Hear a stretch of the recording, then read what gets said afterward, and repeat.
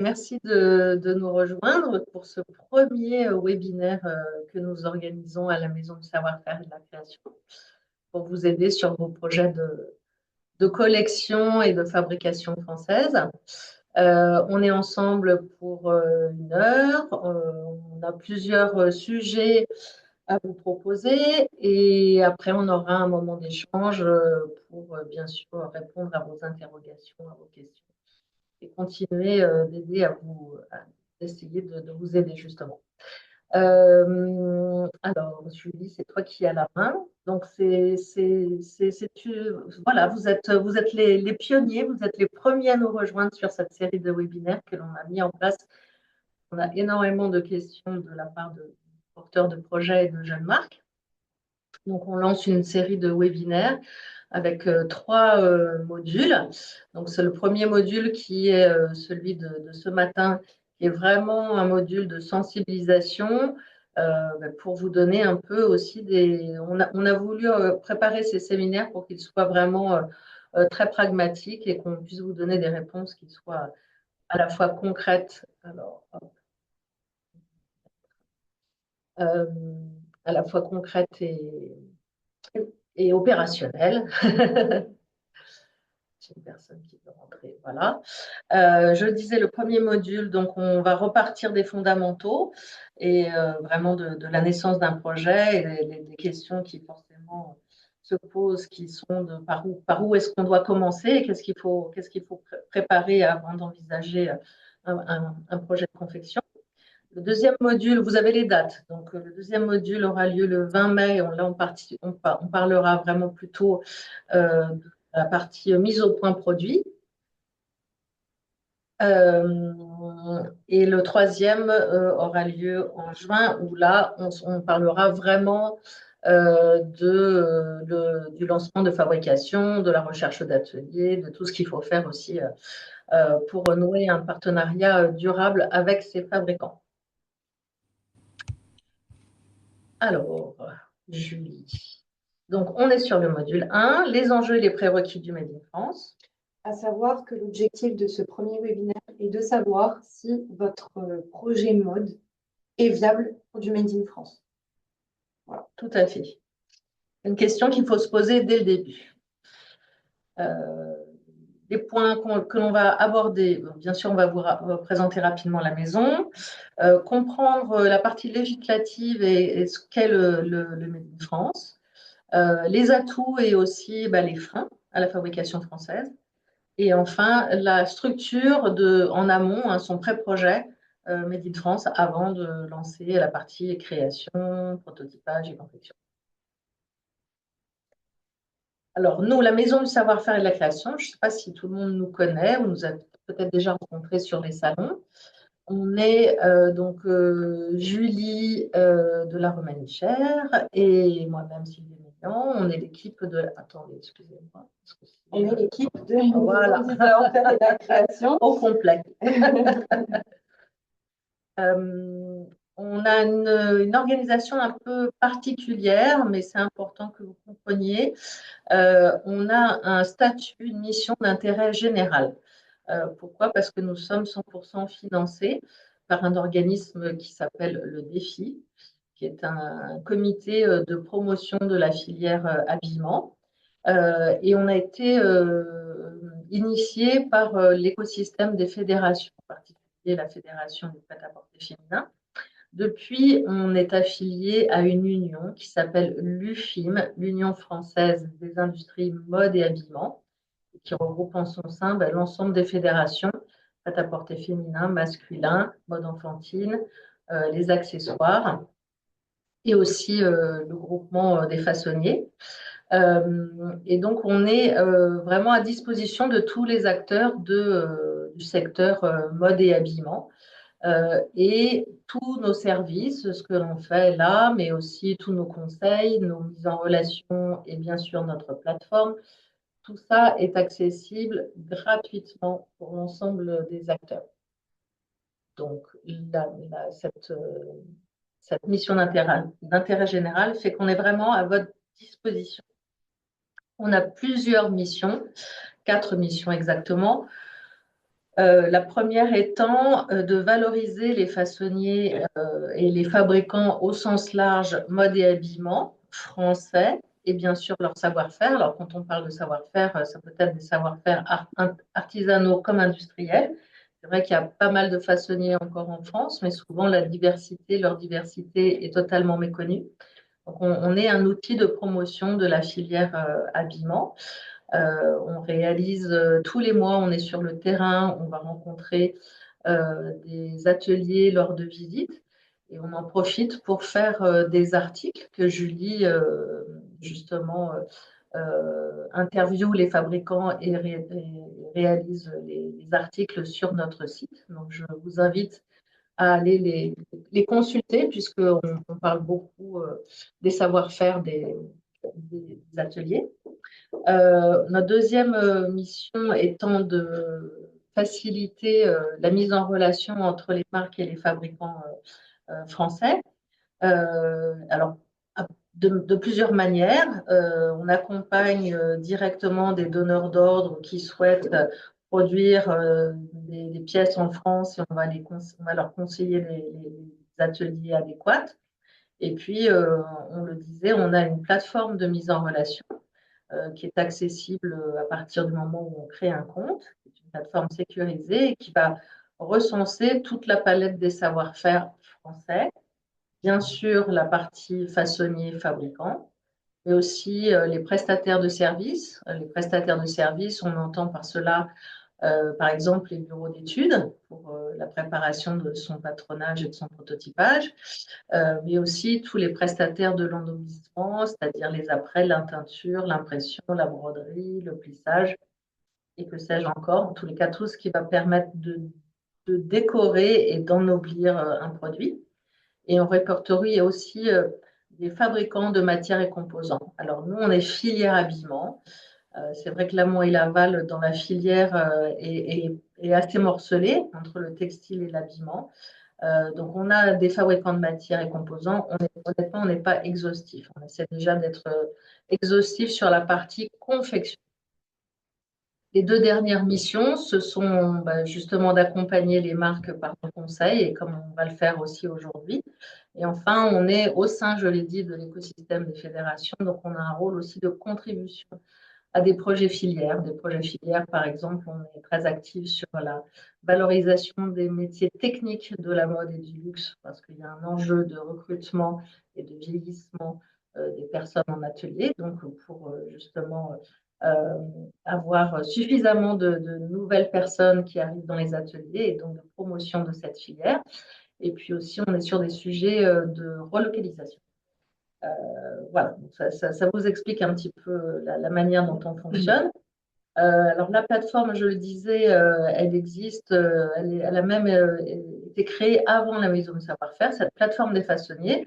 Elle a été initiée en 2005. Finalement, les fédérations étaient assez visionnaires à l'époque, parce qu'en 2005, on ne parlait pas du tout de relocalisation et encore moins de France. Et la maison de savoir-faire, elle a été créée, c'est-à-dire la structure qui englobe la plateforme et tous les services, elle a été créée et initiée en 2011. Donc, cette belle plateforme que l'on a totalement refondue il y a 2 ans regroupe, comme je disais, l'ensemble des savoir-faire français. On a 580 entreprises qui sont répertoriées à date. Les donneurs d'ordre peuvent la consulter en créant un compte marque. On a ce jour sur la plateforme plus de 550 marques utilisateurs. Il y a différents critères de recherche, vous voyez sur le petit filtre sur la partie photo. Il y a 12 critères de recherche pour affiner justement les besoins que l'on a, et dont 30 labels RSE, puisque ça c'est un sujet très important pour faire en sorte que la mode elle soit en proximité, mais elle soit aussi durable. Et on gère, nous, à l'année, en dehors de la plateforme, à peu près 300 demandes de mise en relation. On est vraiment dans un rôle d'intermédiation entre, d'un côté, une marque, un porteur de projet, un jeune créateur qui souhaite fabriquer en France, et des fabricants qui, eux, peuvent justement répondre à ces besoins de fabrication et justement nouer de nouvelles collaborations.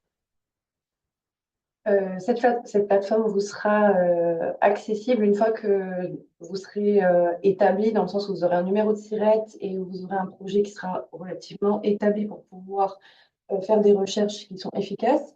Et on a justement créé un filtre pour votre profil qui est donc Bienvenue aux jeunes créateurs et qui vous permet d'être orienté vers des ateliers et d'autres professionnels dans le bureau d'études qui sont en capacité de répondre à vos besoins, donc en matière de quantité, etc. Mais on reviendra dessus plus tard. Oui, ça c'est important. Effectivement, il faut avoir une structure active d'entreprise, donc disposer d'un numéro de SIRET. C'est pas simple, c'est pas pour vous embêter, c'est simplement par respect envers les fabricants et surtout pour que la plateforme elle reste très professionnelle. C'est-à-dire que en clair, le fleuriste ou votre voisin ne peut pas, qui n'est pas dans le secteur de l'habillement, ne peut pas accéder à la plateforme pour que les fabricants n'aient pas des demandes non qualifiées de manière intempestive. Alors, on souhaitait commencer par la partie législative et tout simplement la définition finalement de ce qu'est le Made in France. Donc, à savoir que la mention Made in France n'est pas un label, c'est donc bien un marquage d'origine. Il n'est pas obligatoire donc, en France, mais par contre, si vous l'apposez à vos produits, il va falloir justifier. Et donc, tout ça donc, est défini par la DGE. Donc, je vous invite pour plus de détails à vous rendre déjà sur le site du gouvernement qui explique vraiment les différentes étapes à suivre et les précautions dont je reviendrai. Alors, on va dire que, alors c'est vrai que c'est assez complexe, mais il y a deux grands cas d'école.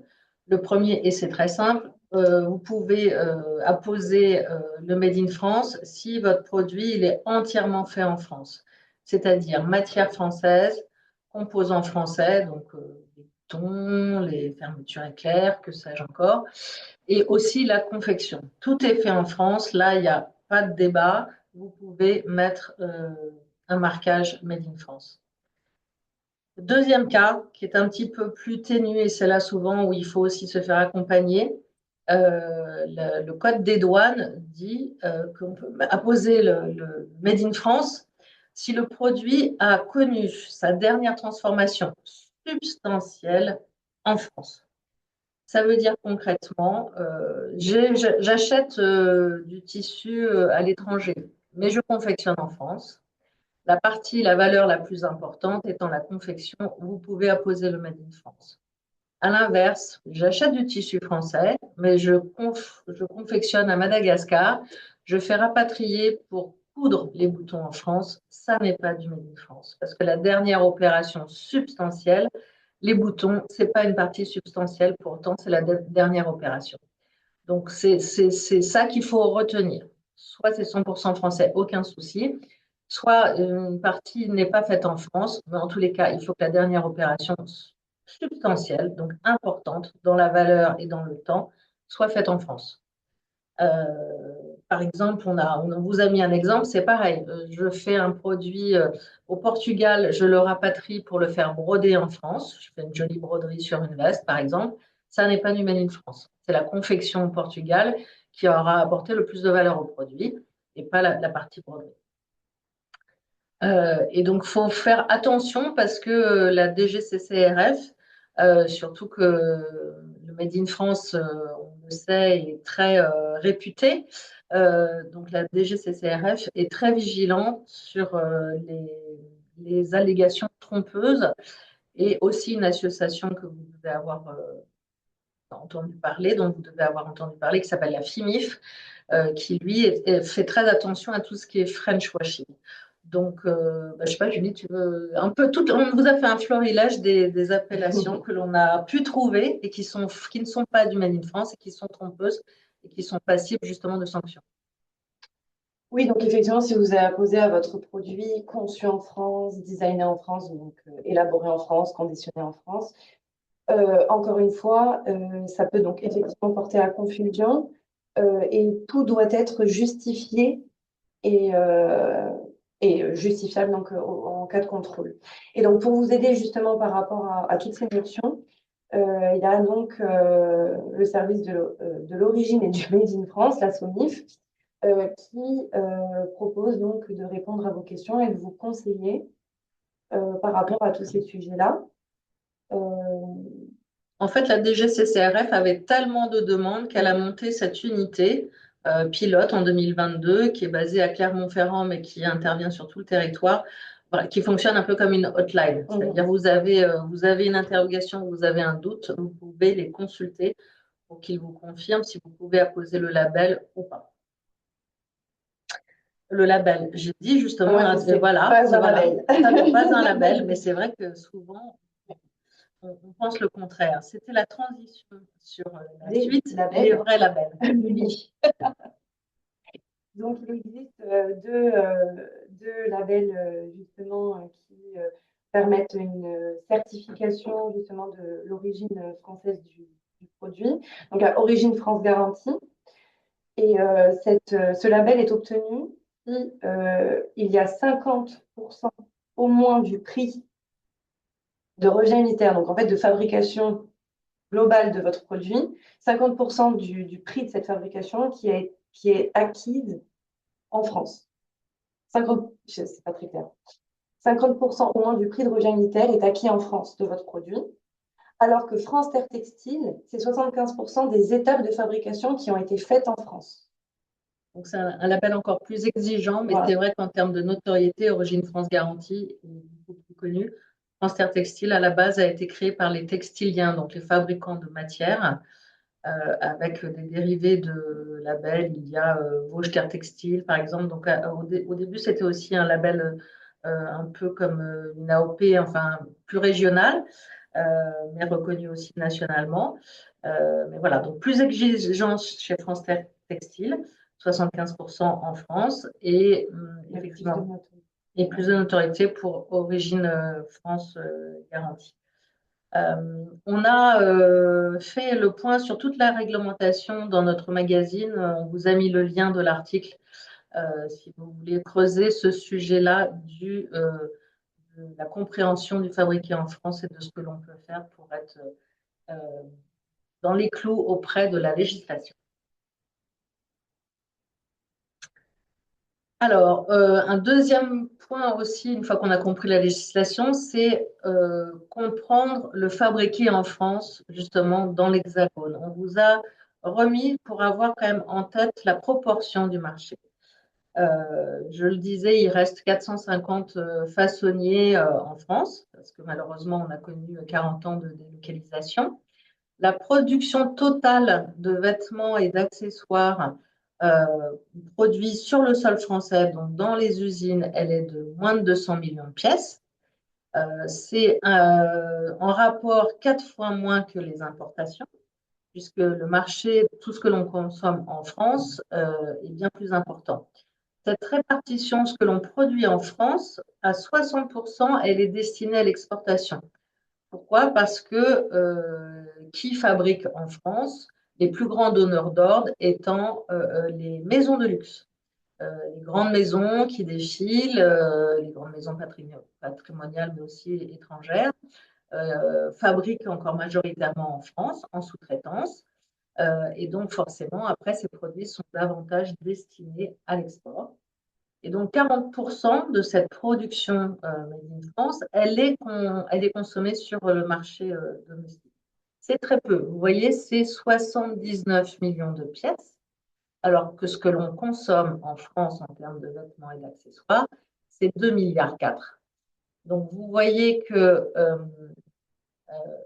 la part du Made in France, c'est-à-dire ce que l'on achète en France, qui a été fabriqué en France, malheureusement, elle n'est que de 3,3%.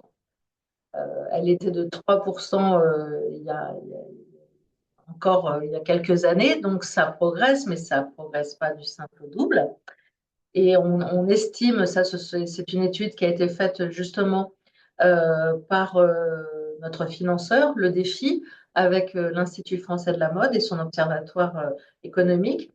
Si toute la production française, encore une fois, on ne produit que 197 millions de pièces, était absorbée et consommée sur le marché français, ça ne représenterait au plus haut que 8% de Made in France. Donc, quand on s'engage dans le Made in France, on n'est pas là, bien sûr, pour vous décourager, mais il faut savoir qu'il y a une très belle image, on va en parler juste après, du Made in France, mais il y a une réalité de marché qui fait que, malheureusement, le Made in France est loin d'être la majorité en consommation sur notre pays. Donc, après, dans votre projet, c'est important de vous poser la question, votre marque, vous la destinez à quel pays? Est-ce que vous envisagez tout de suite l'exportation? Là, effectivement, il y a des atouts pour le Made in France.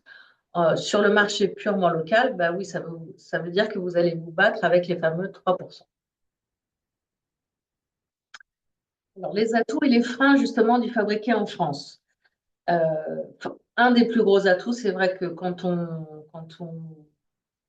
nous interroge sur la recherche de fabricants, les marques à 100% disent bah, moi, je veux être une marque engagée, je veux porter des valeurs, de mode durable, d'éco-conception, de produits raisonnés, de produire que ce qui est nécessaire. Et puis, c'est important pour moi d'avoir des règles RSE qui respectent l'humain, la planète, le vivant au sens large. Donc, c'est sûr que le Made in France fonctionne très bien avec toutes ces valeurs de marque. Et c'est vrai que quelque part, plus récemment, c'est vraiment la partie mode durable qui a fait redécouvrir le Made in France. Par le passé, c'était même un petit peu, j'allais dire un peu ringard, quoi. Le Made in France, c'était le produit patrimonial, le drapeau bleu, blanc, rouge, le bel intemporel, mais enfin voilà, pas forcément hyper sexy. C'est tout le volet écologique qui a fait un peu redécouvrir le Made in France parce que Made in France impliquant circuit court et impact carbone réduit. Donc, un gros atout, effectivement, quand on veut fabriquer en France, de valoriser ses engagements si on est dans un projet de marque qui veut, bien sûr, s'orienter vers ça. Si vous voulez faire une marque très festive pour, j'en sais rien, moi, les soirées et que ça soit très oui, encore une fois, très festif, joyeux et dans la personnalisation, etc. Mais sans plus, bah, il n'y a peut-être pas d'intérêt à le faire en France. Euh, il y a aussi cette valeur de qualité. Le Made in France est vraiment reconnu pour sa qualité de confection. C'est vrai qu'en Europe, on bataille beaucoup avec l'Italie et aussi avec le Portugal, pour d'autres raisons, plus pour des raisons de prix avec l'Italie, avec le Portugal. C'est vrai qu'en termes de qualité, bon, bah, quand on pense savoir-faire français, savoir-faire italien, sachant qu'on a plutôt des savoir-faire complémentaires.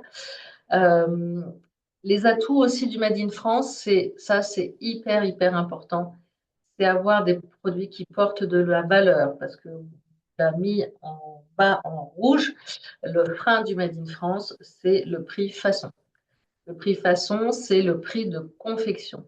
En France, c'est un frein, c'est un défi au quotidien pour les jeunes marques de pouvoir confectionner en France parce que notre prix façon, il est en fait, c'est le coût minute, c'est le temps, le nombre de minutes ou d'heures, je ne vous le souhaite pas parce que là, ça serait vraiment très cher, mais en tous les cas, le nombre de minutes qu'il va falloir pour confectionner un vêtement qui est indexé sur le salaire euh, des personnes qui vont être en train de réaliser vos pièces.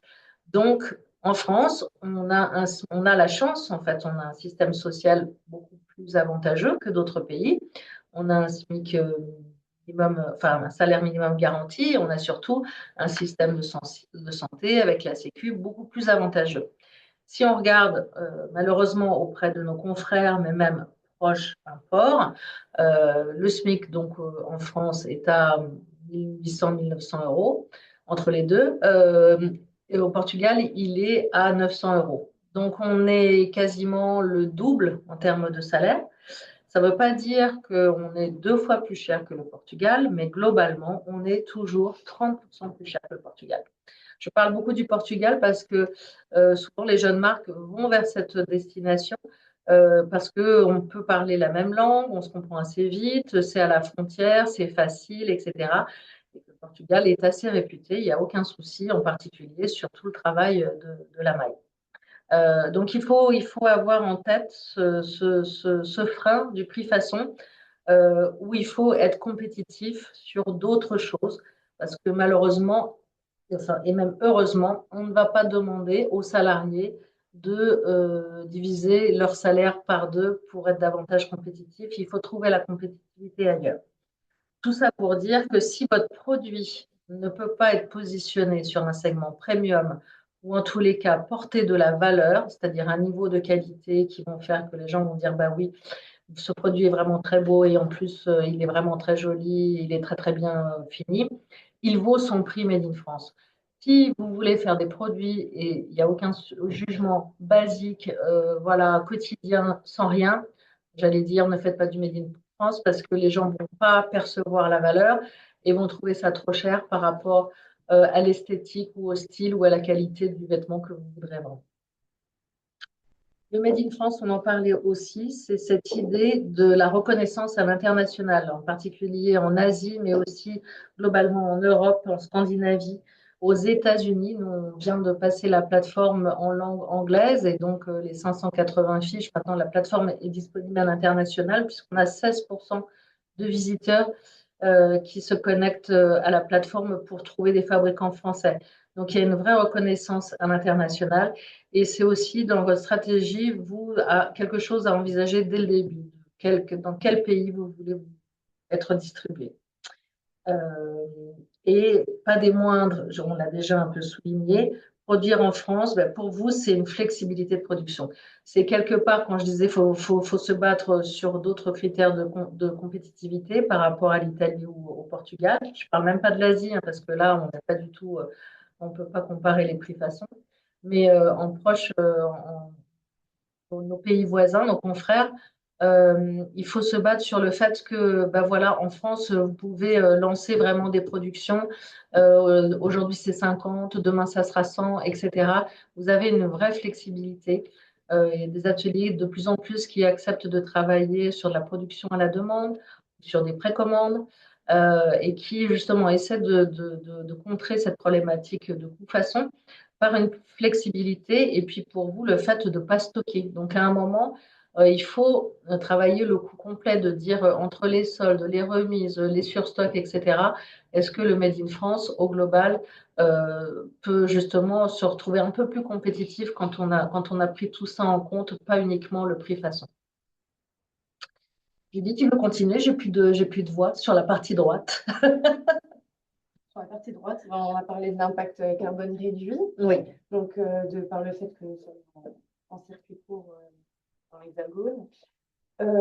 Effectivement, donc, nous avons un système social qui nous permet de savoir que les personnes qui travaillent dans les ateliers, et donc les ateliers sont soumis à des normes sociales et environnementales.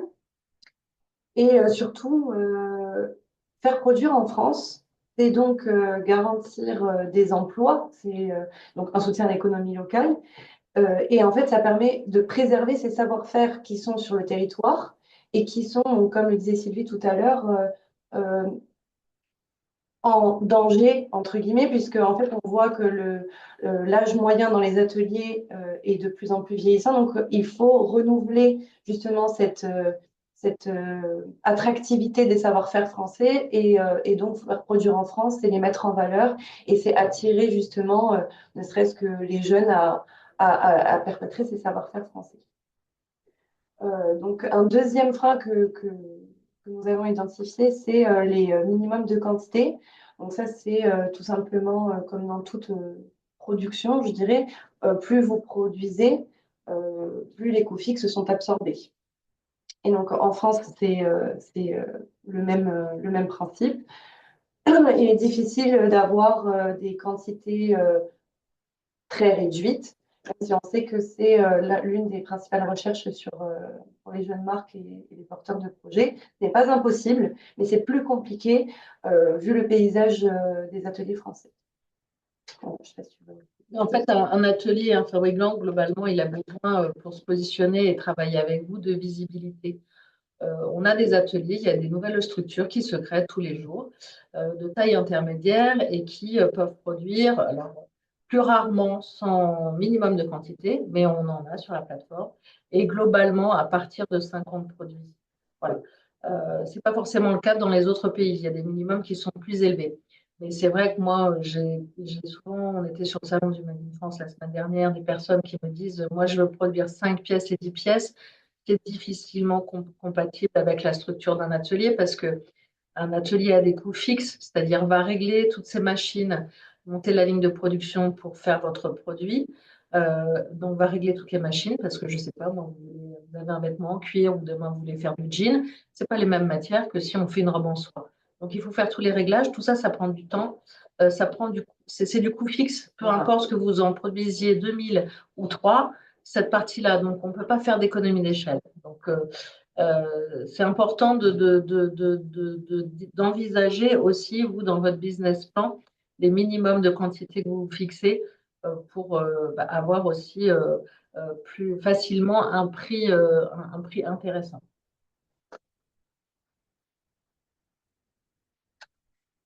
Alors là, on arrive dans le cœur du sujet qui est, vous avez une idée, vous voulez démarrer votre projet.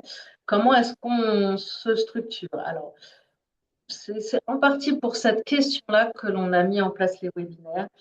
C'est vraiment à 99% des cas, les personnes qui nous sollicitent nous disent, je veux créer une marque, je cherche un fabricant. Mais en fait, sans doute que c'est rassurant de d'abord se dire, je vais commencer par trouver le fabricant, mais j'ai réfléchi à rien d'autre. En fait, il faut certainement pas faire comme ça. Parce que, et d'une, le fabricant, il va pas vous prendre au sérieux, il va juger que vous n'êtes pas professionnel, donc il va certainement pas produire pour vous parce qu'il ne sera pas rassuré. Et à l'inverse, il faut vraiment passer du temps, prendre du temps. Les fabricants, une fois qu'on est prêt, on les trouve toujours. Donc, il faut pas s'énerver et s'angoisser en commençant par la recherche de fabricant. Il faut d'abord travailler sur son concept. Ça, c'est capital. Vous voyez tous les jours en ce moment nombre de marques qui, même au bout de 10 ans, mettent la clé sous la porte parce qu'elles n'ont pas assez de fonds de roulement, elles n'ont pas assez bien travaillé leur business plan. Et c'est vrai que quand vous allez démarrer, vous allez d'abord tout dépenser. Produire dans un atelier français, c'est acheter vous, vos matières, vos composants, c'est payer la production et il va falloir que vous attendiez vos ventes pour avoir du cash et même les ventes ne seront pas terminées, vous serez déjà en train de lancer la deuxième saison. Et c'est souvent là où ça coince, c'est-à-dire que vous avez déjà avancé beaucoup d'argent, vous n'avez pas encore le retour de vos ventes et vous enclenchez la suite. Et il faut pouvoir tenir financièrement. Donc, la partie business plan, projection de chiffre d'affaires, elle est capitale dès le début. Globalement, on dit, parce que c'est aussi le nerf de la guerre, si vous n'avez pas 25 000 euros devant vous, il ne faut pas y aller. Parce que ça va très, très vite. Vous allez avoir à faire de la communication sur les réseaux sociaux, un e-shop, bien sûr, avancer votre production, faire tous les frais de développement, de prototypage et autres. Peut-être que vous voudrez faire un pop-up pour le lancement. Donc, il y a énormément de frais de démarrage. Il faut l'avoir en tête. L'autre point important, c'est avoir un concept de marque précis. Souvent, on nous appelle en disant, bah, moi, je lance une marque de mode qui est made in France et durable. Ça n'est pas un concept et c'est surtout que maintenant, il y en a tellement sur le marché. Le marché, il est saturé que ça ne suffit pas. Donc, il faut vraiment avoir un concept de marque qui soit différenciant et que vous apportiez quelque chose de nouveau sur le marché. En tous les cas, pas quelque chose qui existe déjà. Et il faut travailler sur ces valeurs, sur votre plateforme de marque. Tout ça, c'est capital. Tant que votre concept il n'est pas bien borné, que voilà, vous n'avez pas l'idée géniale pour y aller, c'est pas juste dessiner 3 modèles et voir comment le marché va réagir. Ça n'est pas qu'une question de style, parce qu'encore une fois, si vous vous lancez dans cette aventure-là, c'est pour pouvoir être pérenne. Et donc, nous, on vous dit tout ça surtout pour pas vous mettre en danger, parce qu'on voit au global beaucoup, beaucoup de marques qui nous sollicitent, qui au bout de souvent, c'est la troisième année, c'est la catastrophe, elles arrêtent parce qu'elles n'ont plus suffisamment de capacité de financement. Donc, avoir un concept vraiment précis et différenciant, et encore une fois, qui porte de la valeur si on veut fabriquer en France. Il faut réfléchir aussi tout de suite à son offre produit, le style et le type. Souvent, moi, une jeune marque me dit, je lance ma marque, j'ai 15 produits, mais c'est déjà trop, quoi. En termes de financement, vous vous rendez compte, acheter les matières, faire la production de 15 modèles où on va vous déjà demander globalement au minimum 50 pièces, c'est trop, beaucoup trop d'engagement. Donc, commencez vraiment par un cœur de collection. Et donc, toute la partie plan de collection, elle est hyper importante. Le nombre de coloris que vous allez vouloir développer, le nombre de tailles, effectivement, et vraiment le style. Si c'est l'ancienne collection pour faire des t-shirts blancs made in France, enfin voilà, c'est pas la peine. Donc, il faut aussi faut apporter une proposition style. Il faut que ça soit une mode, comme on dit, durable, mais surtout désirable, quoi. Encore une fois, le marché, il est saturé de jeunes marques parce qu'il y a un tel boom avec les DNVB. Mais voilà, c'est plus dur maintenant de y arriver parce qu'encore une fois, il y a beaucoup de monde. Autre point hyper important, c'est travailler sur son positionnement prix, parce que tout va venir de ça. Ça, c'est pareil. On était encore sur le salon où je demande votre positionnement prix marché, vous allez vendre votre produit à quel prix? On me dit, je ne sais pas. Bah déjà, ça, il faut s'arrêter là, quoi. Tant qu'on n'a pas défini son prix, ça ne sert à rien d'aller plus loin. Il faut regarder votre positionnement de marché, à qui vous vous comparez, quelle est votre concurrence, quelle est votre cible, faire un benchmark, justement, en tous les cas, regarder les prix et vraiment définir les prix target que vous souhaitez. Souvent, on nous interroge en disant, bah, je vais demander à un fabricant combien ça coûte et je ferai mon prix de vente à partir de ça. Ben non, parce que on a dit le Made in France, c'est un petit peu plus élevé que d'autres pays. Donc, vous allez avoir un prix de vente publique. S'il n'est pas corrélé à votre marché et que vous êtes trop cher, ben, vous n'allez pas en vendre. Donc, il faut vraiment, c'est à vous de piloter vraiment votre concept et votre entreprise. Et donc, c'est à vous de fixer d'abord votre positionnement de prix. Et ce positionnement de prix, il doit être corrélé à votre stratégie de distribution. On parlait de l'avènement des DNVB il y a une dizaine d'années où tout le monde disait on a trouvé comment contourner le système, on va faire du D2C, donc directement à la vente au consommateur. C'est Cézanne qui a eu beaucoup de succès avec ça, suivi par Maison Standard, suivi par Asphalt, etc., où c'était de la vente en direct. Et donc, du coup, on enlevait toute la marge de la distribution. On voit bien que maintenant, ce système ne marche plus parce que les coûts d'acquisition sur les réseaux sociaux, ils ont été multipliés par 10. Donc, il faut beaucoup, beaucoup plus d'argent, que les réseaux sociaux sont aussi saturés, qu'il faut faire maintenant que du post sponsorisé. Donc, tout le monde, toutes les jeunes marques se disent, bah, finalement, pour réussir, on ne peut pas s'écarter et se passer de la partie vente physique. Donc, il y a un retour de toutes les jeunes marques vers le wholesale, les pop-up stores ou le retail.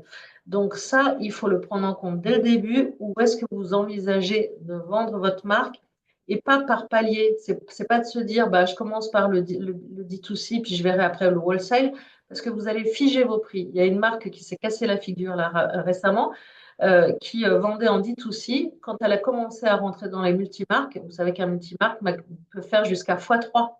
Donc, elle avait un prix qui était décorrélé du marché en passant chez les détaillants.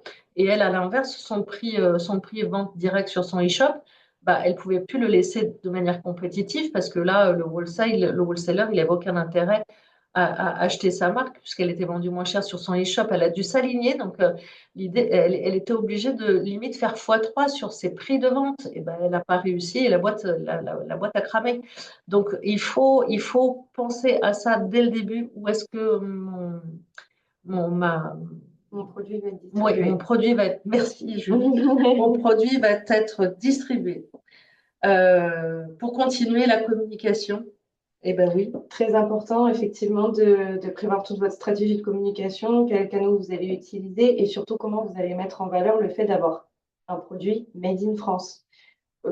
Justement, rentabiliser en fait votre investissement sur des produits de qualité et justement un certain prix de façon.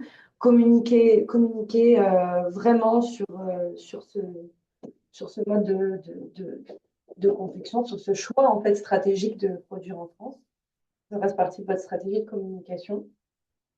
Et enfin, dernier élément qui résume finalement en fait tous les éléments précédents, c'est structurer son business plan avec un chiffre d'affaires, un target au niveau du chiffre d'affaires, parce que ça va vous permettre d'avoir une enveloppe financière globale sur votre projet. Donc, on parlait de 25 000 euros, c'est une idée comme ça, mais en fonction de votre projet, avoir une enveloppe financière qui soit assez raisonnable, entre guillemets, pour justement pas vous mettre en danger, limiter les risques.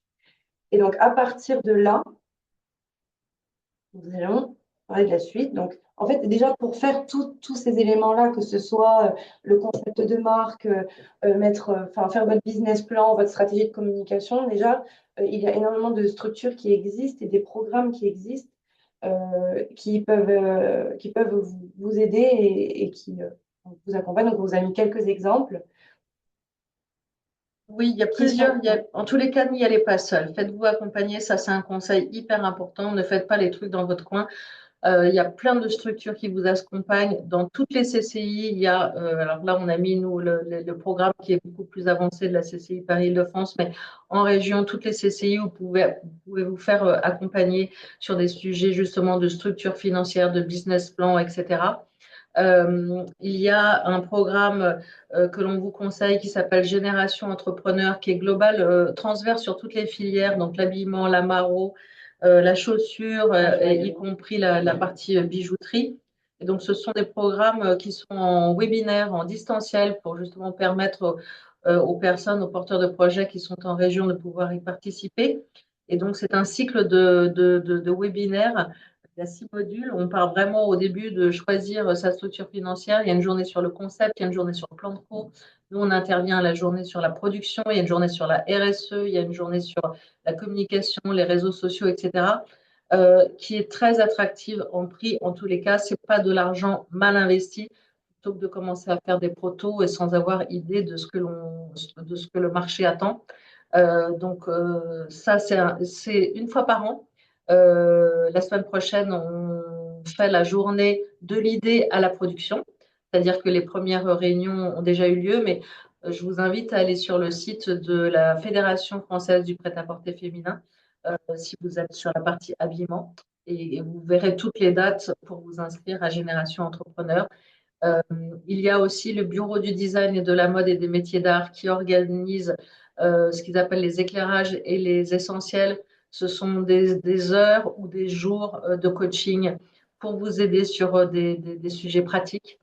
Il y a aussi un incubateur qui s'appelle Jean-Luc François qui vous accompagne pendant 6 mois de manière gratuite sur toute la partie justement gestion d'entreprise et aussi, ça c'est la spécificité très intéressante qui vous permet un apprentissage technique, c'est-à-dire le type de confection, le type de couture, parce qu'après un atelier va vous demander, hein, vous voulez des coutures abattues, vous voulez des coutures anglaises, vous voulez un surjet, et souvent, ben, moi, on me dit, ah, mais je suis désolée, mais j'y connais rien.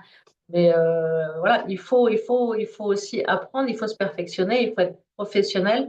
Après, sur la partie confection, donc cette association vous permet aussi d'apprendre, on va dire, les bons basiques, et y compris de savoir confectionner. J'ai parlé de la CCI Paris en général, mais toutes les CCI en région. Et il y a aussi des supports à l'IFM et aussi chez Fashion Green Hub, que vous connaissez sans doute, qui, elle, est plus sur la partie RSE. Et après, il y a aussi des couveuses, des incubateurs en région. Là, on ne peut pas vous faire un panorama global France, mais en tous les cas, le message à retenir, c'est faites-vous accompagner, ne faites pas ça tout seul, parce que c'est bien de pouvoir parler avec d'autres personnes et de voir que vous êtes tous sur les mêmes problématiques. Et donc, ça permet d'échanger et de confronter ces difficultés et de trouver les meilleures réponses.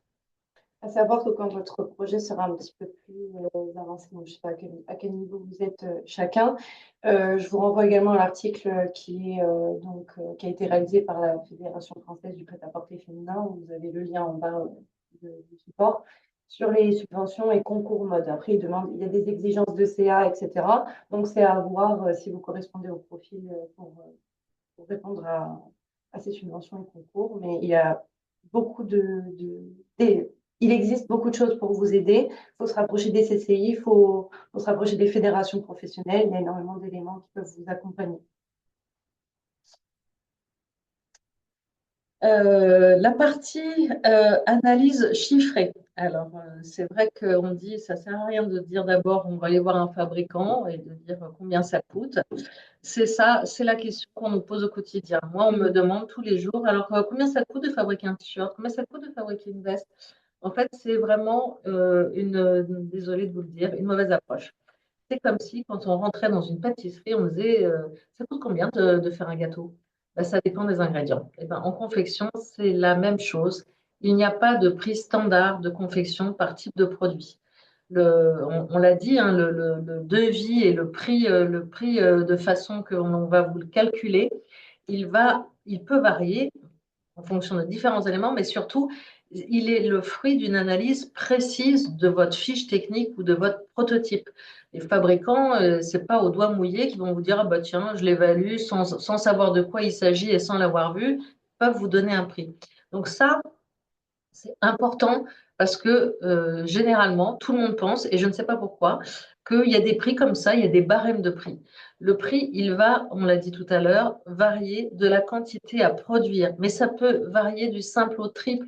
Si vous demandez de la pièce unique, forcément que ça va coûter, je l'ai expliqué pourquoi, ça va coûter beaucoup plus cher que si vous avez plus de quantité. Donc, euh, déjà de se dire, bah, moi, mon minimum, ça va être 50 ou ça va être 100, ça a un impact sur le prix.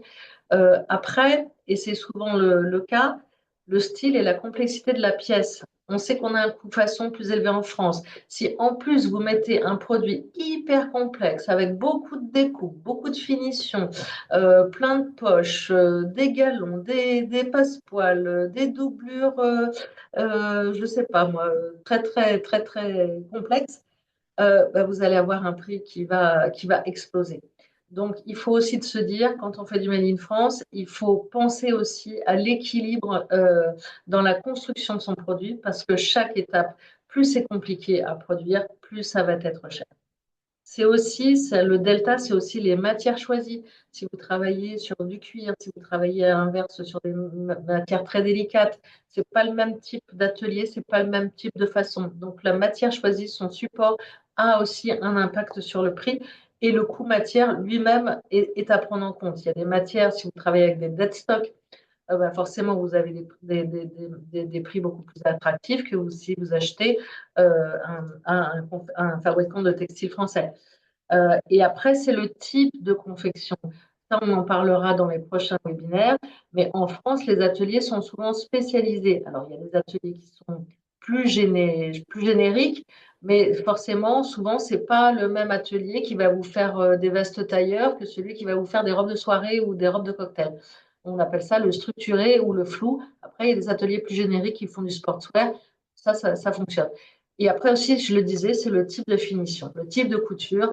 Voilà, si vous voulez que de la couture anglaise, bah, ça forcément, le prix façon, il va s'en trouver augmenté.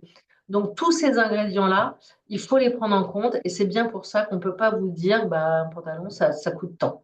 Euh, donc, vous, ce que vous devez faire, c'est soit vous êtes déjà à l'étape où vous avez votre fiche technique.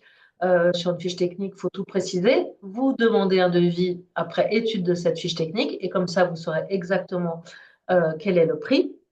En tous les cas, le fabricant, il ne fait, c'est pas une usine à devis. Il va pas vous faire des devis sans avoir un produit face à lui. Et heureusement, j'allais dire, ça montre que son professionnalisme.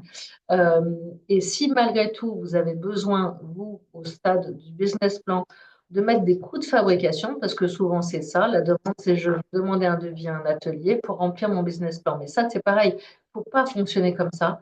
Parce qu'on le disait tout à l'heure, vous allez mettre un prix, c'est le prix que vous a donné le fabricant, mais ce n'est peut-être pas le prix qui convient pour le marché. Donc, encore une fois, partez de votre stratégie, partez de votre positionnement de prix et de votre stratégie de distribution et on va faire le mécanisme inverse. C'est à vous de fixer la limite de prix d'achat produit que vous allez mettre dans votre business plan, à la fois les matières et la confection. Et il faut que ce prix soit compatible avec votre positionnement de prix. Euh, Julie va vous montrer des exemples. On a fait des petits calculs savants. À un moment, il faut se dire, est-ce que ça match avec le marché? Est-ce que je peux vendre un produit de 300 euros quand mes concurrents que je vise sont à 40? Je dis n'importe quoi, je prends vraiment des grands écarts. Si ce n'est pas possible, ça veut dire qu'il faut produire ailleurs et trouver d'autres solutions et d'autres provenances pays. Mais voilà, c'est important que ce soit vous qui pilotiez vraiment votre stratégie d'achat plutôt que d'attendre d'avoir un montant d'un devis et de dire bon ça coûte ça, je vais le vendre tant et ça devrait aller parce que encore une fois c'est peut-être pas le positionnement de marché de vos concurrents. Alors, comment est-ce qu'on fait? Comment est-ce qu'on fait pour remonter à la source et essayer de se donner un target prix d'achat? Eh bien, on fait comme cela. On fait l'inverse. On fait l'inverse. On part, on l'a dit, du prix de vente public. Votre prix de vente public, On remonte. Voilà. Sur ce visuel, on remonte. On part du prix de vente public que vous avez donc en bas à gauche, qui est donc défini par le positionnement que vous allez prendre par rapport à votre marque. Si vous vous mettez en premium, haut de gamme, luxe, moyenne gamme, vous allez avoir un prix de vente public avec votre benchmark que vous aurez fait par rapport à vos concurrents sur des produits qui sont relativement similaires.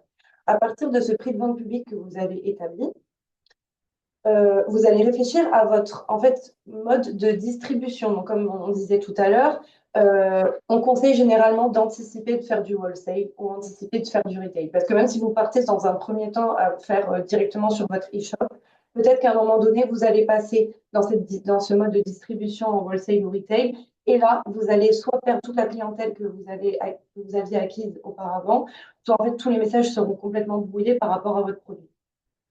Donc, on passe donc le prix de vente public auquel vous allez vendre votre produit au consommateur, réfléchir à votre distribution et donc, du coup, appliquer un marqueur de distribution. Donc là, on a quelques chiffres qui sont donc, issus d'un article pareil de la Fédération du prêt-à-porter. Qui sont les règles suivies. Qui sont les règles générales. Et donc, dans cet article, ils reprennent bien toutes les règles, tous les marqueurs de distribution. Donc, on voit que pour un markup wholesale hors taxe, on est entre 2,2 et 2,3. Pour le retail, 2,5, 2,7. Et donc, pour un markup global, donc si vous faites du wholesale et du retail, vous multipliez les deux marqueurs. Donc là, en fait, on va diviser par ces marqueurs-là pour obtenir le prix de vente. Le prix de vente, c'est à quel prix, moi, marque, je vais vendre ce produit à mes distributeurs. Et donc, pour obtenir ensuite le prix de revient industriel de ce produit, c'est-à-dire en fait prendre en compte la marge que moi je vais me faire pour absorber tous mes coûts fixes, je vais rediviser par 2,4 minimum pour assurer avoir une marge minimum pour justement ne pas me mettre en danger, c'est ce qu'on disait tout à l'heure. Et là, j'arriverai sur mon prix de revient industriel. Prix de revient industriel qui comprend donc le prix d'achat produit, donc à l'achat des matières, le coût façon et les frais annexes. Donc, les frais annexes, on a tendance à les oublier, mais il faut tout agréger, hein. Les étiquettes, les packaging, la logistique et surtout toute la partie mise au point produit. Faire le modélisme, les patronages, les premiers protos, c'est des coûts fixes, ça aussi. Et il faut les redispatcher après à la vente du produit, hein. Sinon, vous n'allez pas être rentable. Voilà. Donc là, on vous a mis le processus donc, de droite à gauche pour multiplier pour arriver à son point public, sauf que nous, on vous conseille de faire l'inverse, de partir du prix de vente public pour aller vers votre coût façon. Votre cible d'achat. En fait, mettre un maximum de ce que vous pouvez dépenser pour faire produire votre pièce. Et c'est là que vous allez savoir si c'est compatible avec du Made in une France. Production française ou pas. Voilà. Donc, petit exercice de maths. Vous avez donc, on a fait deux exemples pour vous aider à faire donc, ce calcul un petit peu plus clairement. Premier exemple, je vais vendre mon pantalon à 275 €, donc en wholesale. Quel est donc le prix de revient industriel que je peux estimer pour ce produit? Donc, je pars de mon prix de vente public, c'est ce qu'on disait juste avant, prix de vente public, que je divise par mon markup wholesale, que je divise par mon coefficient de marge. Donc, prix de vente public 275 €. Markup wholesale, j'ai fait une moyenne parce qu'effectivement, là, on a mis wholesale entre 2,2 et 2,4. Bon, j'ai mis 2,5. Divisé encore par mon coefficient de marge, donc 2,4. Et donc, j'obtiens un prix de revient industriel de 46 € pour mon pantalon. C'est dit par rapport au Made in France. Par rapport au Made in France, alors après, ça va dépendre de vos quantités. Vous n'allez pas réussir à trouver dans les très très gros ateliers industriels, mais il y a des structures alternatives, encore une fois, des plus petites structures où ça devrait passer. Et voilà, sachant que dedans, là, dans les 46 euros, il faut que ça couvre la façon plus la matière. Ça veut dire qu'à un moment, si vous voulez faire du Made in France, il faut que là, dans ce cas-là, la matière, elle soit très peu chère.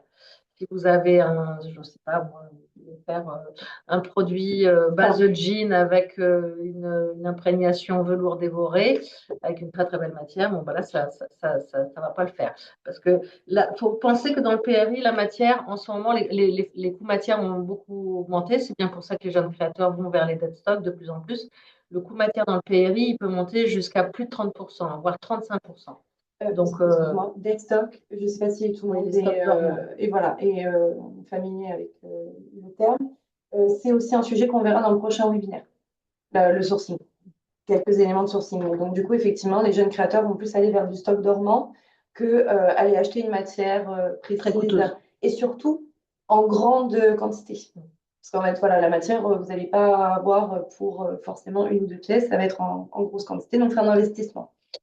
Donc voilà, et effectivement, là, on est sur un pantalon qui est relativement simple, pour 46 euros, relativement simple, avec des matières qui sont effectivement pas très chères. Deuxième exemple, je veux vendre un t-shirt à 30 euros sur mon e-shop. Quel est le PRI que je peux estimer pour ce produit? Donc sur mon e-shop, je n'ai pas de markup distribution, ou du moins c'est x1, divisé par 1, donc c'est-à-dire voilà.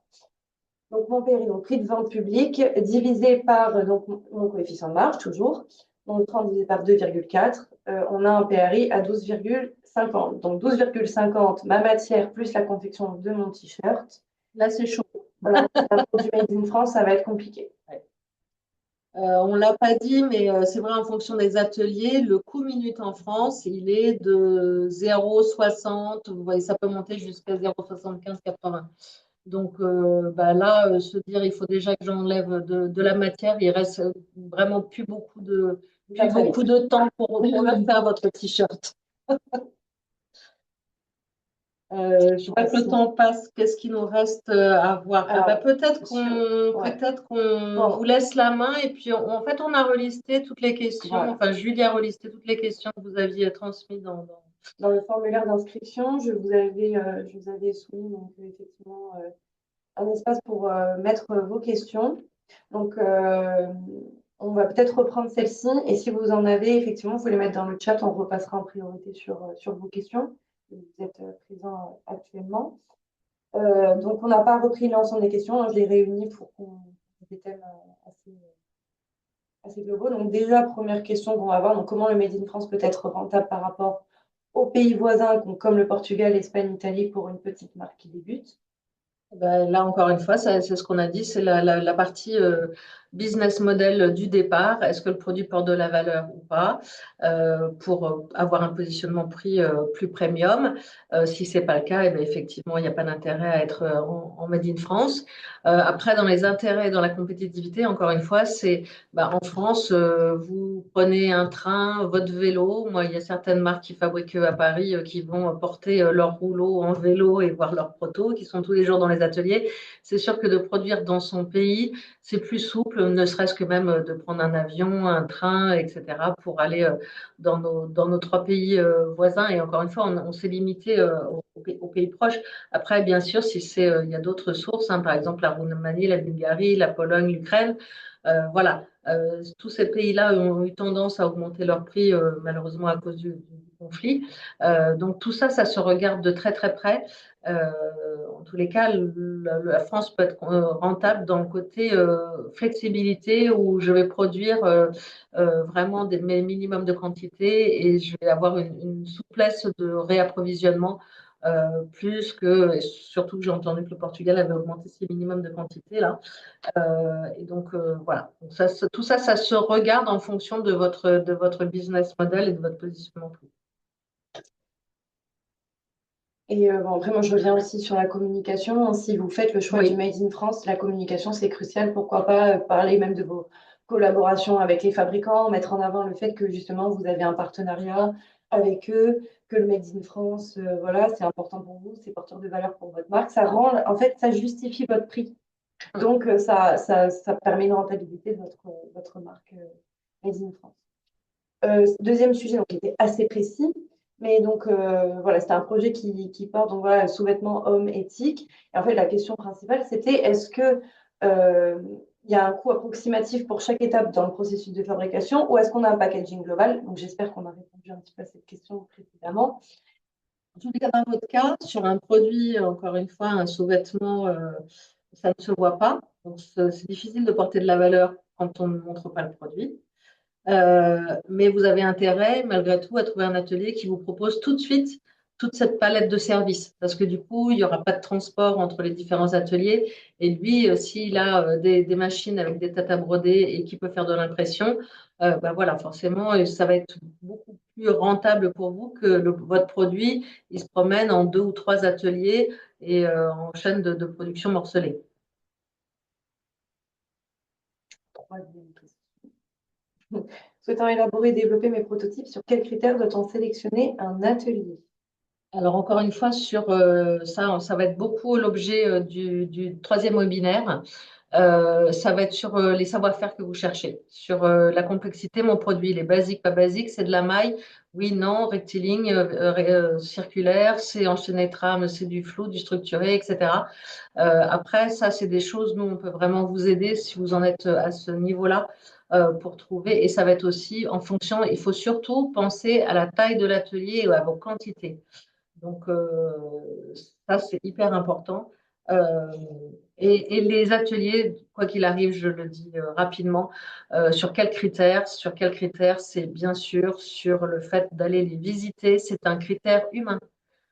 C'est de voir si vous allez bien vous comprendre, bien vous entendre, d'aller visiter les ateliers. Les ateliers, les portes sont ouvertes. Je préfère rencontrer les créateurs avec lesquels ils vont travailler. On ne peut pas nouer une relation de partenariat sans aller faire une première rencontre. Voilà. Le critère humain, avant même le critère prix, est hyper important parce que derrière, ça va vous donner la confiance et justement le fait d'avoir les bons ingrédients pour nouer un partenariat. Le fabricant, ça ne l'intéresse pas de travailler avec vous juste pour une capsule et 3 pièces et que vous lui disiez au revoir l'année prochaine. Lui, il veut vraiment que encore une fois, la visibilité, que ce travail mutuel, il s'inscrive dans la durée. Euh, Question à laquelle nous répondrons également plus précisément au prochain webinaire, c'est sur la rédaction donc, des contrats de confidentialité et plus précisément sur Alors, c'est pas là-dessus, oui. oui, enfin, en gros sur les documents contractuels dans le cadre d'une collaboration avec un atelier. Donc, c'est pas l'atelier qui fournit ça, c'est à vous de vous prémunir. De faire un contrat oui, un contrat d'achat et si vous souhaitez créer un contrat de confidentialité, c'est à vous de le proposer, de demander au fabricant de s'engager, sachant qu'en général, les fabricants, ils sont tellement, enfin, leur cœur de métier, c'est de travailler en sous-traitance. Donc, forcément, quand ils travaillent à façon pour vous, c'est en fonction de votre cahier des charges. Ils vont que faire, entre guillemets, j'allais dire, de vos fiches techniques parce qu'ils ne vont pas les reproduire pour eux, comme ils fonctionnent de façon. Dans le cas d'un développement d'un modèle, enfin, d'un produit, est-ce qu'on doit aller sur un atelier classique ou spécialisé?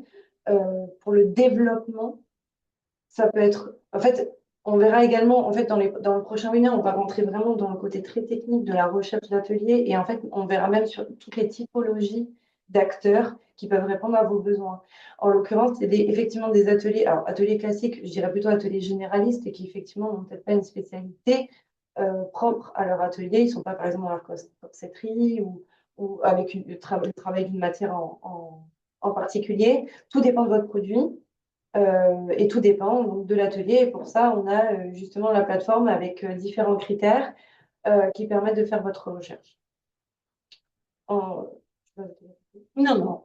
Combien de temps dure en moyenne une phase de développement d'un prototype et quel en est le coût moyen? Donc ça, on a répondu également, tout dépend du produit. Encore une fois, il faut être le plus exhaustif possible dès le départ. Comment choisir son atelier de confection lorsqu'on vient de toujours, voilà, donc pareil, il y a vraiment des questions à se poser avant la recherche et les quantités, etc. Voilà, juste la précommande en 3 secondes et demie. La précommande, ce n'est pas un sujet des ateliers, c'est votre sujet. Donc, si vous faites une précommande, vous ouvrez un délai. Je lance ma précommande, j'ai 1 mois, je ferme ma précommande, j'ai récupéré 100, je dis à mon atelier, ça y est, c'est bon, je suis prêt à produire 100. Voilà, celui, à partir du moment où il a une commande ferme, je ne sais pas d'où vient ce. J'ai l'impression que les marques se posent beaucoup de questions sur les précommandes, mais en fait, c'est plus un problème de marque à gérer qu'un problème d'atelier. Lui, une fois que la précommande est terminée et qu'il sait qu'il a sa quantité à produire, ben, il vous la produit. C'est plus le à la demande qui est différent. Oui, ça c'est. La précommande et à la demande, Oui. c'est des sujets différents. Oui. Et enfin, donc le choix des matières, les fournisseurs locaux de matières, deux sujets différents avec le marché du sur-mesure, mais donc effectivement le sourcing. Les salons, elle est sur les salons. Elle est sur les salons et après, ça, on vous donnera toutes les références des sociétés qui proposent des dead stocks qui sont aussi sur la plateforme. Et voilà, si vous voulez travailler avec des produits moins onéreux, il y a des solutions pour les jeunes créateurs.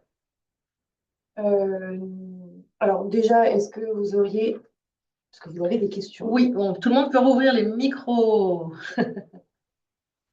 Et on est là pour répondre à vos questions. Alors, on a démarré un petit peu en retard, donc il est 38 pour ceux qui peuvent encore, qui ont 5 minutes pour, voilà, si vous souhaitez échanger, si vous avez des questions. J'ai vu qu'on avait des questions dans le chat. Quelqu'un qui est posé. Ah oui, 12. Ouh là là. Oui.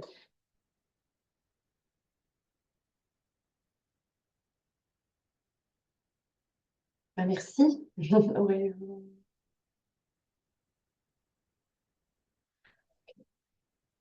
J'ai vu une question sur les prototypes dans le PRI. Non, tu vois ça, Julie, parce qu'en fait, c'est toi qui as la main. Je ne vois pas les réponses. Non. Dans le PRI, on compte le développement produit ou principalement la fabrication. Dans le PRI, on compte le développement produit. Oui. Il faut l'agréger parce que sinon, c'est des coûts fixes que vous n'allez pas reporter sur les ventes. En fait, le prix de revient industriel, c'est tout ce que vous allez payer. Tu peux remettre pour, voilà, dans l'écran. Alors, attends. Technique, là. Il faut que je revienne avant. Là, oui, vous voyez. Il y a les coûts directs, c'est vraiment l'achat matière et le coût façon de votre prod, mais tous les coûts annexes, dont les frais de mise au point. Vos étiquettes, vos hand tags, tout. La logistique, hein, si vous avez des frais, justement, si vous n'êtes pas en France, mais des frais, si c'est une production ailleurs en Europe, eh ben, il faut prendre les coûts de transport. Typiquement, ça doit être remis. Alors, c'est quelques centimes ramenés au produit, mais tout ça, il faut le prendre en compte.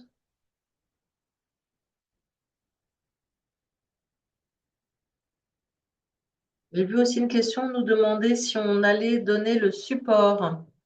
Donc oui, on va envoyer aux participants le support, pas de souci. Comme ça, vous pourrez vous y replonger.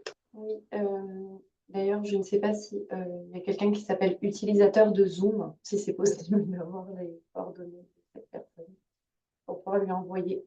Il n'était pas dans la liste initiale. Est-ce que vous avez des questions, encore des interrogations? N'hésitez pas. À savoir que donc moi je vous renvoie un mail à l'issue du webinaire avec donc le lien d'inscription pour le prochain module. Donc le prochain module c'est de l'idée au prototype, donc c'est le 20 mai. Je reviendrai sur l'heure, normalement ce serait le même créneau. Hein. Oui. Là en fait, comme je disais tout à l'heure, avec ce premier webinaire, vous devez avoir une idée du moins de savoir si votre projet est viable sur du Made in France au niveau du positionnement prix et de la communication et de ce que vous attendez, de ce que vous avez prévu au niveau de votre stratégie. Le module numéro 2, c'est une fois que vous avez votre concept de marque, vous avez votre plan de co, votre business plan est clair. Là, vous êtes au stade où il faut faire vraiment les finitions sur votre produit, au niveau que ce soit dessin, etc. Il faut faire vos fiches techniques et vous réalisez vos prototypes. Donc là, en fait, on va arriver sur cette étape-là au module numéro 2. Donc, c'est vous orienter vers des modélistes, vous expliquer vraiment ce que doit contenir la fiche technique. On va revenir sur le sourcing également, sur le choix des matières, même si on est quand même à fond sur la confection et vraiment vous expliquer par rapport aux fiches techniques et arriver jusqu'au prototype. Et pour les prototypes, on va revenir également sur la typologie de professionnels qui peuvent répondre justement à ce besoin-là de fabrication de prototypes. Donc ça, ce sera le module 2, 20 mai. Et si vous en êtes encore à l'étape d'après, on peut se donner rendez-vous donc le 17 juin, pareil, à peu près le même créneau, mais je reviendrai vers vous rapidement. Et là, c'est une fois que vous avez vos prototypes, vous avez vos fiches techniques, vous allez voir les ateliers de confection. Là, on va vous donner un petit peu plus d'aperçu au niveau du paysage français des savoir-faire et comment se passe justement la relation avec vos partenaires de fabrication, justement la production en série, etc. Et comment collaborer finalement avec le façonnier. Voilà, j'espère qu'on a été clair. N'hésitez pas si vous avez encore d'autres questions. Donc, le sujet étant tellement dense, c'est pour ça on a fait plusieurs modules, parce que sinon, on vous tiendrait 3 heures d'affilée. Alors, peut-être que certains sont frustrés parce qu'ils sont déjà dans les étapes plus avancées, mais je pense que ce n'est pas une perte de temps de repenser et de revoir les choses dès le début, histoire aussi d'affiner son concept, parce que souvent, on dit qu'il faut revoir son business plan quand on lance sa marque, même plusieurs fois, hein, en fonction de l'évolution du marché. En tous les cas, si vous n'avez pas de questions, c'est nous qui vous remercions. On voit qu'on a beaucoup de messages de remerciements. Merci à vous d'être présents. Et puis, n'hésitez pas si vous avez des besoins. Et voilà. Et pour rappel, donc, on est présent sur donc, Insta, LinkedIn. On partage énormément d'informations, ne serait-ce que sur les incubateurs, quand il y a les périodes d'inscription. Donc, n'hésitez pas à vous abonner à nos différents supports. On a aussi notre newsletter, donc pareil, où on met en avant des savoir-faire français, des fabricants. En fait, comme on va dans les ateliers, on essaye vraiment de montrer la réalité du terrain aussi. Donc, ce qui peut être intéressant aussi pour vous d'avoir une sorte de visualisation en fait aussi du travail en atelier. Donc, pareil, vous n'hésitez pas à vous inscrire à la newsletter. Et au réseau, parce que toutes les visites que l'on fait d'atelier, on les partage aussi sur les réseaux. Tout à fait. Et si vous avez déjà votre numéro de SIRET, que vous êtes déjà à l'étape de recherche de modéliste ou d'atelier, Oui. vous pouvez directement vous rendre sur le site de la maison du savoir-faire et de la création, menu, je crée un compte pour trouver un savoir-faire. Voilà. Et nous, on revient vers vous pour la validation de votre compte. Parce qu'au-delà je vous l'ai dit, au-delà des fabricants, on répertorie aussi tous les prestataires. Donc, depuis, effectivement, si vous avez besoin d'une styliste freelance, d'un modéliste, d'un bureau d'études, ces prestations sont répertoriées aussi sur la plateforme. Donc, vous pouvez trouver des bons contacts. Alors, existe-t-il des outils pour le benchmark? Alors, pas chez nous. Alors, oui, mais encore une fois, dans les structures d'incubation, de faire un benchmark, de faire simplement 2 axes, hein, comme une cartographie, vous mettez le prix. Oui, c'est ça, le prix, par exemple, le prix, la qualité, l'innovation, le style. Vous choisissez vos axes de pertinence et puis après, vous choisissez votre panorama concurrentiel en disant moi j'aimerais être positionné. Souvent on a une marque en face à laquelle on pense et vous les mettez sur ce mapping et vous voyez comment vous allez vous différencier. Est-ce que ça va être parce que vous êtes un peu moins cher? Est-ce que à l'inverse vous allez être plus original ou vous êtes encore plus qualitatif? Voilà. Mais l'idée c'est comme ça qu'on essaie de pas être en frontal avec une marque qui fait déjà les choses très bien, d'apporter une différence. Et ça, dans les structures d'incubation, ils vous proposent tout ça. Ça, c'est des cours de marketing. Hein. C'est vraiment. Ça, il y a énormément d'outils, ne serait-ce que sur Internet, même de base. Vous avez énormément de sites de marketing, etc., qui vous donnent des clés de base pour établir votre benchmark, votre plateforme de marque aussi. Il y a énormément de conseils, faire un SWOT, etc. Enfin, c'est vraiment des techniques de marketing de base, mais qui peuvent C'est important de faire ça. Qui peuvent vous aider. Et après, voilà, il y a des structures qui sont là. Et Et voilà, nous, on vous accompagne sur la confection, on vous donne Oui. des clés. Et là, on vous donne, en fait, on espère qu'on vous a aussi donné des pistes de questionnement. Ah oui, ça, j'y ai pas pensé, faut que je me blinde avant d'aller voir mon façonnier. Voilà. Bah, merci de votre écoute et attention. Et puis, on vous donne rendez-vous pour la suite le 20 mai prochain. Merci, au revoir. Merci à Au revoir. vous. Au revoir.